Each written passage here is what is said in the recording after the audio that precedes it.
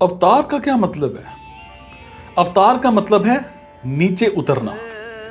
सब जगह परिपूर्ण रहने वाले सच्चिदानंद स्वरूप परमात्मा अपने अनन्य भक्तों की इच्छा पूरी करने के लिए अत्यधिक कृपा से एक स्थान विशेष में अवतार लेते हैं और छोटे बन जाते हैं। दूसरे लोगों का प्रभाव या महत्व तो बड़े हो जाने से होता है, पर भगवान का प्रभाव या महत्व छोटे हो जाने से होता है। कारण कि अपार, असीम, अनंत होकर भी भगवान छोटे से बन जाते हैं।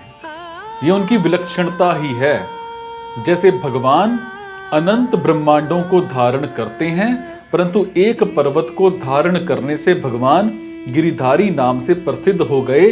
अनंत ब्रह्मांड जिनके रोम रोम में स्थित हैं, ऐसे परमेश्वर एक पर्वत को उठा लें, यह कोई बड़ी बात नहीं है। हालांकि छोटी बात है, परंतु छोटी बात में ही भगवान की बड़ी बात होती है। और इसी प्रकार अवतार लेने में ही भगवान की विशेषता है। साधारण आदमी जिस स्थिति पर है, उसी स्थिति पर आकर भगवान वैसी लीला करते हैं।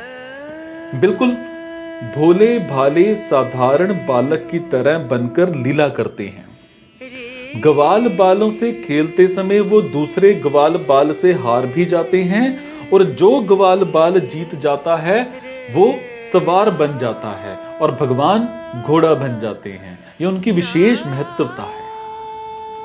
भगवान प्रभाव को जानने वाले ज्ञानी महात्मा लोग तो उनके स्वरूप में मस्त रहते हैं, पर भक्तों को उनकी साधारण अज्ञ बालक की तरह भोली भाली लीला बड़ी विचित्र और मीठी लगती है। वहां ज्ञानियों का ज्ञान नहीं चलता। ज्ञानियों के शिरोमणि ब्रह्मा जी भी भगवान की लीला को देखकर चकरा गए। बड़े बड़े ऋषि मुनि योगी तपस्वी संत महात्मा भी उनकी लीलाओं के रहस्य को नहीं जान सकते और इस विषय में मूक हो जाते हैं। भगवान ही कृपा करके जिन प्यारे अंतरंग भक्तों को जानना चाहते हैं, वो ही उनकी लीला के तत्व को जान पाते हैं। गाय चराते समय, ग्वाल बालों से खेलते समय भी भगवान बड़े बड़े प्रभावशाली काम कर देते हैं। बड़े बड़े बलवान राक्षसों को भी चुटकियों में ही खत्म कर देते हैं। छोटे से बालक बनने पर भी उनका प्रभाव वैसा का वैसा ही रहता है। जैसे कोई बड़ा विद्वान किसी बालक को वर्णमाला सिखाता है, तो वो बालक का हाथ पकड़कर उससे क ख ग लिखवाता है और मुंह से भी वैसा बोलता है। परंतु इसका मतलब ये नहीं कि वो विद्वान खुद वर्णमाला सीखता है। वो तो बालक की स्थिति में आकर उसे सिखाता है, जिससे वो सुगमता पूर्वक सीख जाए। और ऐसे ही अनंत ब्रह्मांड नायक भगवान हम लोगों के बीच हमारे सामने आते हैं और हमारी तरह ही बनकर हमें शिक्षा देते हैं। उनकी बड़ी अलौकिक विचित्र विचित्र लीलाएं होती हैं, जिनका श्रवण, पठन और गायन करने से भी लोगों का उद्धार हो जाता है।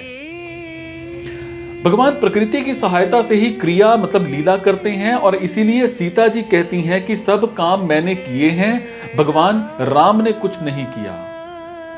परंतु भगवान मनुष्य की तरह प्रकृति के अधीन नहीं होते, कारण कि भगवान के लिए प्रकृति पर नहीं है, हालांकि उनसे अभिन्न है। भगवान को प्रकृति में स्थित मनुष्यों के सामने आना है, इसीलिए वो प्रकृति को स्वीकार करके प्रकट होते हैं, तभी मनुष्य उनको देख सकते हैं।